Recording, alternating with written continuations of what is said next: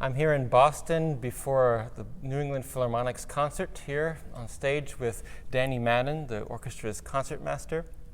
And when we wanted to talk a little bit about your performance in February in Jordan Hall, where you're giving the world premiere of Bernard Hoffer's Violin Concert No. 2.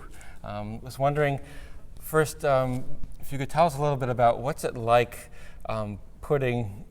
practicing and preparing for a world premiere, something nobody's ever heard before. There's both a wonderful freedom and a wonderful responsibility. You want to bring your own voice to the work. You want to be utterly faithful to what the composer wrote. And yet, nobody's played it, so now you're giving it a voice.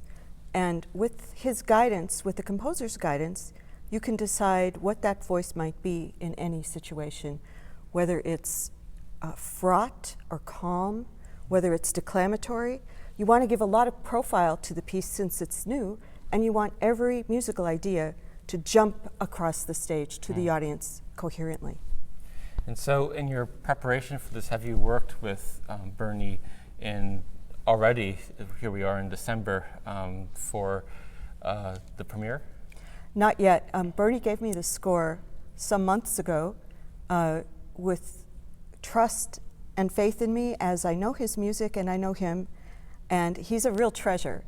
And since I've navigated many of his scores, I know what he expects in a performance, and I also know that he writes very kindly to any solo instrument.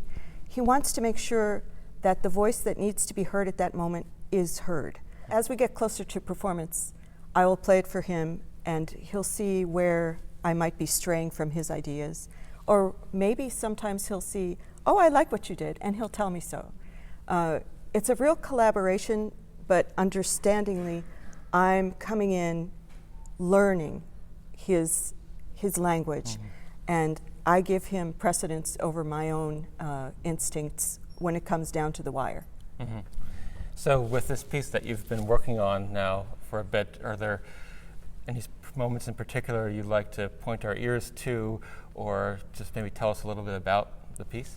Sure. Well, the piece is called Decapod, and Decapod is a crustacean with 10 working legs, but it's also, and this is what Bernie's talking about, it's a locomotive with 5 pairs of driving wheels. We're talking about steam locomotion. So generally with these Decapod trains, the 5 pairs haul freight, heavy freight, across country. Now in this case, the freight that it's hauling is a violin concerto in 10 movements. So that I'm very conscious of, okay, we have 5 working pairs of wheels, 10 movements, 32 minutes long.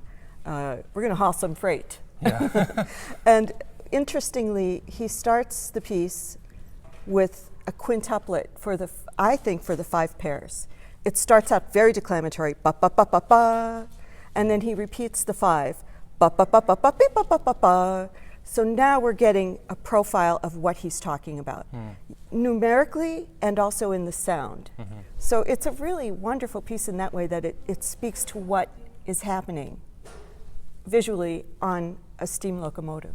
So the whole concept is married with the effect of the emotional kind of connection you have to the music as well. That's right, and the sort of the massive strength of those driving wheels, and how can they propel something forward.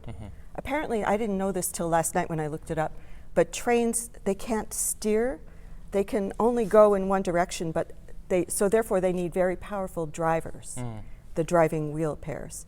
So metaphorically, when I think of that as a violinist, okay, well, what are the powerful drivers? Rhythm is huge in this piece, in all of Bernie's music. And intervals are huge. Almost like a DNA sequence, the way he uses thirds and fourths, it's recognizably Bernie. And then you have the final driving force, the harmonic interest.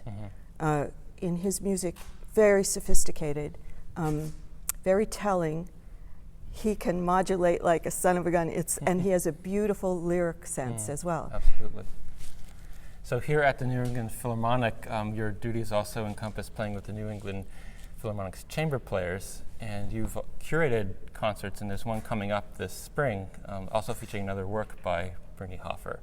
Could you tell us a little bit about that? Oh, sure. The Boston Athenaeum asked me if we could do a silent film with a score accompanying it. Of course, I thought, Bernard Hoffer, who else is going to be there's no greater person we could ask.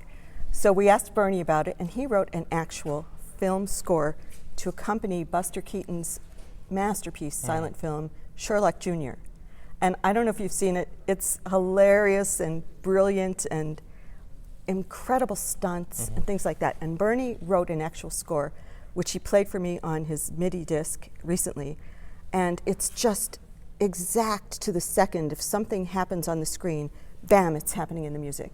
So therefore, we musicians, and we will be a septet, we will have to use a click track. We will have to be very alert to what's happening. And once we start, we don't stop for like 50 minutes. It's going to be that kind of experience. So we're so excited. It's a beautiful score. Well, I'm really looking forward to it. Thank you. Thanks so much for being with me today. Oh, it's my great pleasure. Thank you, Eric. Thank you.